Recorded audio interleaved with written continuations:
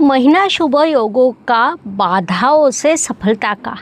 झंकार beat पर चलने वाला जीवन कभी कभी अचानक स्लो मोशन में आता है, लेकिन जीवन का वास्तविक मज़ा इसी में है। इस संकट काल में भी हम स्टाइल से हंसकर संकट का सामना करते हैं। वृषभ राशि के जातकों के लिए ये महीना कुछ वैसा ही है। चुनौतियाँ रहने वाली है, लेकिन उससे आप उचित पद्धति से बाहर निकलने वाले हैं। नमस्कार, मैं एस्ट्रो गुरुमा डॉक्टर ज्योति जोशी सभी ज्योतिष प्रेमियों का स्वागत करती हूँ। हम नवंबर 2025 महीने के राशि भविष्य को समझ रहे हैं। आज हम वृषभ राशि के जातकों के लिए ये महीना कैसा रहेगा, इस पर विस्तार से वार्तालाप करेंगे। विभिन्न दृष्टिकोण से इस महीने के ग्रह स्थिति का शास्त्रोक्त विश्लेषण करने वाले हैं।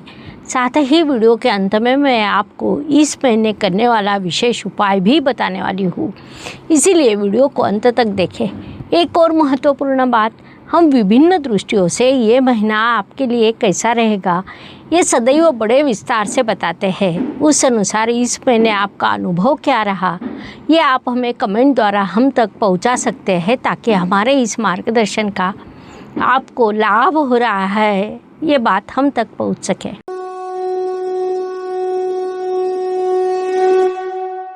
व्यक्तित्व की दृष्टि से वृषभ राशि के जातकों के लिए ये महीना अत्यंत विशेष कहा जा सकता है।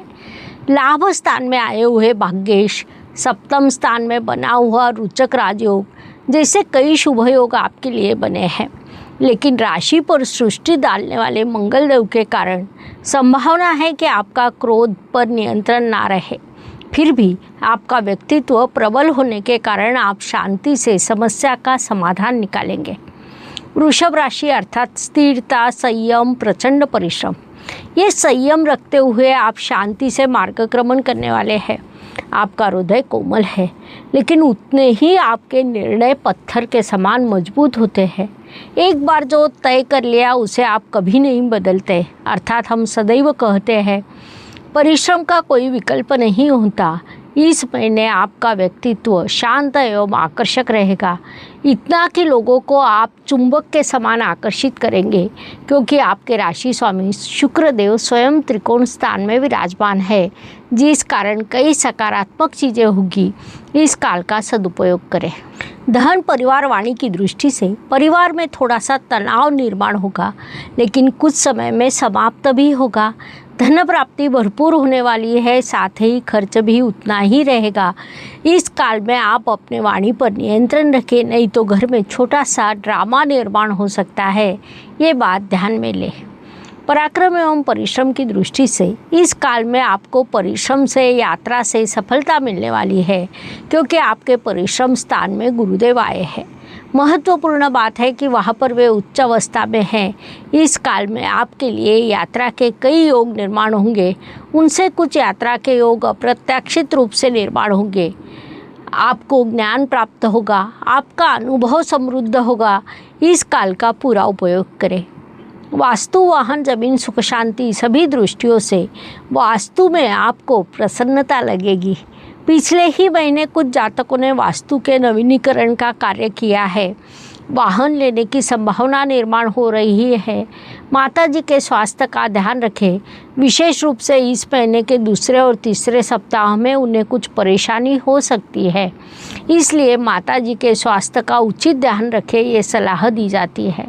शिक्षा, संतति, प्रेम, इन सभी दृष्टियों से वृषभ राशि के जातकों के लिए ये काल अत्यंत सकारात्मक कहा जा सकता है। आप इलेक्ट्रॉनिक्स, इंजीनियरिंग या कला क्षेत्र में हो तो आपको भरपूर सफलता प्राप्त होगी। अभी किया हुआ अध्ययन दीर्घकाल तक स्मरण में रहेगा। संतति की सफलता से आपको आनंद प्राप्त होगा, इसलिए उन्हें प्रोत्साहित करना न भूलें। विवाह इच्छुक वधूवरों के विवाह जुड़ने के योग है। वास्तव में प्रत्यक्ष विवाह संपन्न होने के भी योग है, उसमें भी प्रेम विवाह के योग प्रबल बने हैं। वैवाहिक सौख्य की दृष्टि से आपके सप्तम स्थान में मंगल और बुध, ये दो ग्रह विराजमान है। प्रबल स्थिति में रोचक योग बनाने वाले मंगल देव, शत्रु राशि में विराजमान बुध देव, ऐसी ग्रह स्थिति निर्माण हुई है। परिणाम स्वरूप जीवन साथी के किसी एक वाक्य से घर में विवाद निर्माण होगा, बाद में वह समाप्त भी होकर शांति निर्माण होगी। इसीलिए आप अपने और जीवन साथी ने कुछ बोलने से पहले थोड़ा विचार करें, अधिक उचित रहेगा। जीवन साथी को कोई सरप्राइज देकर प्रेम बढ़ाने का कार्य करें। स्वास्थ्य, कर्ज, प्रतिस्पर्धी शत्रुओं की दृष्टि से आपके षष्ठ स्थान में चतुर्थेश आए हैं। 2 तारीख को आपके राशि स्वामी भी षष्ठ स्थान में आने वाले हैं। विशेष बात है कि बुध ग्रह वक्री होकर पुनश्च षष्ठ स्थान में आने वाले हैं। इस काल में आपको पेट से संबंधित कुछ परेशानी हो सकती है। अपचन या एसिडिटी जैसे प्रश्न निर्माण होने की संभावना है। कर्ज लेते समय सावधान रहे, सोच समझकर निर्णय ले। शत्रुओं के कारण, प्रतिस्पर्धियों के कारण आपको क्रोध आने की संभावना है। उन्हें इग्नोर कर आगे बढ़े, ये सलाह दी जाती है। नौकरी एवं व्यवसाय की दृष्टि से जो वृषभ जातक नौकरी कर रहे हैं उनके लिए ये महीना लाभकारी कहा जा सकता है। कुछ जातकों को इस काल में पदोन्नति का अवसर भी प्राप्त होगा। वरिष्ठ आपके काम की प्रशंसा करेंगे। व्यावसायिक जातकों की दृष्टि से विचार करें तो पहले से ऐसा कहा जाता था कि ग्राहक राजा होता है। ये बात मुख्य रूप से ध्यान में ले। अपने ग्राहकों के प्रति आपके मन में सम्मान रहेगा तो उन्नति अवश्य होगी। सर्विस सेक्टर के जातकों को इस काल में नए काम प्राप्त होंगे। इन सभी दृष्टियों से ये महीना लाभ का है, सफलता का है, इसीलिए इस काल का लाभ उठाइए। ज्येष्ठ नागरिकों ने भी इस काल में अपने स्वास्थ्य का उचित ध्यान रखना चाहिए। परिवार से आपको प्रेम प्राप्त होगा, आदर भी मिलेगा, जिस कारण स्वाभाविक रूप से आप प्रसन्न रहेंगे। भाग्य एवं शुभ संकेत की दृष्टि से वृषभ जातकों के लिए इस महीने कई शुभ संकेत निर्माण हुए हैं। मुख्य रूप से आपके सप्तम स्थान में मंगल देव ने रोचक योग निर्माण किया, जो पंच महापुरुष योगों में से अत्यंत महत्वपूर्ण राजयोग माना जाता है। लाभ स्थान में शनिदेव विराजमान है, जो आपके लिए राजयोग कारक माने जाते हैं। राहु ग्रह आपके दशम स्थान में विराजमान है। राहु 10 में, दुनिया बस में, ऐसा कहा जाता है। आपके राशि स्वामी शुरुआत में पंचम इस त्रिकोण स्थान में, उसके बाद अपनी मूल त्रिकोण राशि में जाने वाले हैं। साथ ही परिश्रम स्थान में गुरुदेव उच्च अवस्था में विराजमान है। इस प्रकार कई शुभ संकेतों से ये महीना आपके लिए भरा है। उनसे शुभ परिणाम भी प्राप्त होंगे, सदुपयोग कर ले। कर्म की दृष्टि से कर्तव्य पूरा करते समय बाधाएं तो आती रहती है, इसलिए एक बात ध्यान में रखें। महाभारत में अर्जुन के सामने रणभूमि का संकट था, लेकिन भगवान श्री कृष्ण ने उसे उपदेश किया कि कर्म कर, फल की चिंता मत कर। उस अनुसार इस काल में आप केवल अपने कर्म पर ध्यान दें, परिणाम अच्छे आएंगे। वृषभ राशि के लिए भगवद गीता का मार्गदर्शन, इस विषय पर हमने आपके लिए एक सुंदर वीडियो बनाया था, उसे आपने अवश्य देखा होगा। उस संदर्भ में आपके विचार कमेंट बॉक्स में लिखें। लाभ की दृष्टि से पिछले कई दिनों से आप जिस कार्य के लिए परिश्रम कर रहे थे, वैसा मुनाफा या बोनस आपको अप्रत्याशित रूप से प्राप्त होगा। पुरानी इच्छाएं पूरी होगी, या क्योंकि आपके लाभ स्थान में शनिदेव विराजमान है। ज्योतिष नियमों के अनुसार लाभ स्थान में आने वाला हर ग्रह लाभ देने के लिए बाध्य होता है। शनिदेव आपके लिए राजयोग कारक है, जिस कारण वे आपको विभिन्न प्रकार के लाभ प्रदान करेंगे। इस काल का पूरा उपयोग करें। व्यय एवं परदेश गमन की दृष्टि से इस काल में आपके खर्च बढ़ने वाले हैं, लेकिन वे अत्यावश्यक रहेंगे। इस काल में आपको परदेश गमन के अवसर प्राप्त होगा, लेकिन विदेश में स्थित भारतीय जातकों ने अपनी मातृभूमि की ओर ध्यान देना चाहिए। अपने देश से, अपने लोगों से रिश्ता समृद्ध करें। वृषभ राशि के जातकों के लिए एक ही मंत्र है, थोड़ा हंसे, थोड़ा संघर्ष करें, थोड़ा स्वप्न देखें, लेकिन ज़्यादा कुछ करके दिखाए, क्योंकि अंत में पिक्चर अभी बाकी है। हर सुबह नया दिन होता है, उसके बाद रात, अर्थात दिन के बाद रात और रात के बाद दिन। प्रकृति का चक्र है, ये चक्र मनुष्य जीवन पर लागू है। फलस्वरूप हर दिन हर किसी के लिए एक जैसा या समान नहीं होता। कुछ शुभ, कुछ अशुभ या तनावपूर्ण होते हैं। ये मुख्यतः चंद्रमा के गोचर पर निर्भर है।